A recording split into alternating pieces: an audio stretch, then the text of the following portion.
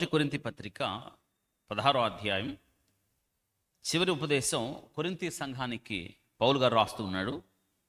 విగ్రహారాధన భయంకరమైన పాపంతో నిండి ఉన్న ఆ పట్టణంలో పౌలు గారు గొప్ప ఉద్యమాన్ని తీసుకొచ్చాడు. వారికి ఎన్నో విషయాలు నేర్పించాడు.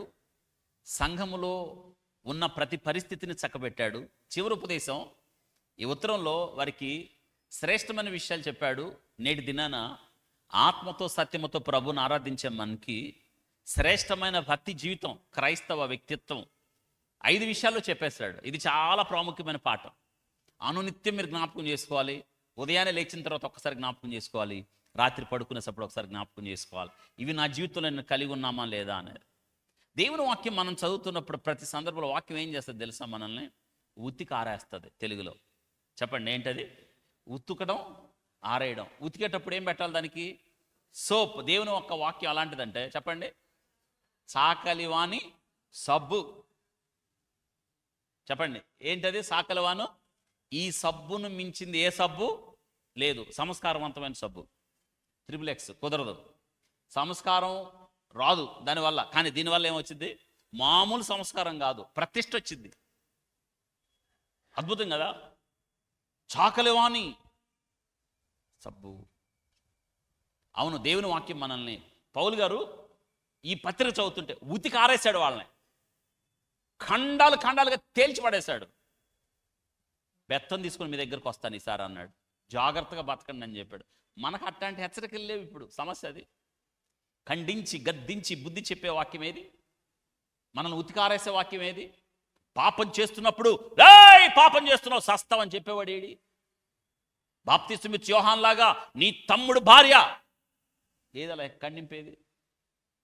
ఎవరు చెప్తున్నారు? చెప్పిన దగ్గరికి వెళ్ళట్లేదు కదా. నేను ఒక మాట చెప్తానండి. ఇరుకు మార్గం ఎప్పుడు ఎట్టుంటుంది? కొంచెం ఇరుకు మార్గంలో వెళ్ళేవాళ్ళు ఎక్కువ మందా కొంచెం మందా? కొంచెం మంది. ఇరుకు మార్గంలో వెళ్ళండి. మీరు వెతుక్కొని వెళ్ళాలి. నన్ను ఖండించే దైవ సేవకుడు ఎక్కడ?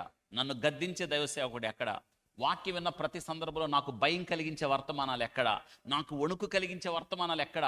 వాక్యము నన్ను దేవుని వైపు నెట్టే వర్తమానాలు, దేవుని ప్రేరేపించేటట్టు, దేవుని మార్గంలో నడిచేటట్టు, లోకాన్ని విడిచిపెట్టి క్రీస్తును హత్తుకుని శ్రమల వైపు పరిగెత్తే వర్తమానాలు నాకు ఎక్కడ చెప్తున్నా మీరు వెళ్ళాలి. వినంటున్నారా? మీరు ఏమి వినుచున్నారో, మీరు ఏమి వినుచున్నారో. అవును, మీరేమింటున్నారు? మీ మీద కూడా ఉంది బాధ్యత. కానీ నేటి దినాన్ని చూసారా, వాక్యం లేదు.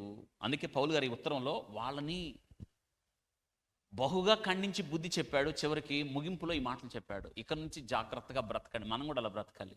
అందులో శ్రేష్టమైన విషయాలు చెప్పాడండి. అందులో చూడండి, మెలకువ అని చెప్పాడు. ఆ 13-14లో మెలకువ కలిగి ఉండండి అని చెప్పి, రెండోది విశ్వాసమందు నిలకడగా పౌరుషం గలవారై బలవంతులై మీరు చేయు కార్యములన్నీ, నేను పై చెప్పట్లేదు, పై మీరు చదువుకోండి. చివరిగా మాట చెప్తాను, ఆరాధన కదా.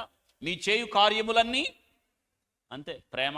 ప్రేమ దేవుడే ప్రేమ స్వరూపి. నువ్వు చేయు కార్యములన్నీ అని చెప్పాడు. ఈ దినాన మీరు చేస్తున్నారా దేవుని కొరకు? అలాగా దేవుని చేత ప్రేమించబడిన మనం, పరిశుద్ధాత్మ ద్వారా ఆయన ప్రేమ మన హృదయాల్లో కుమ్మరించబడిన మనం, ఏదా ప్రేమ? ఏది? దేవుని కొరకు ఆ ప్రేమ ఉందా?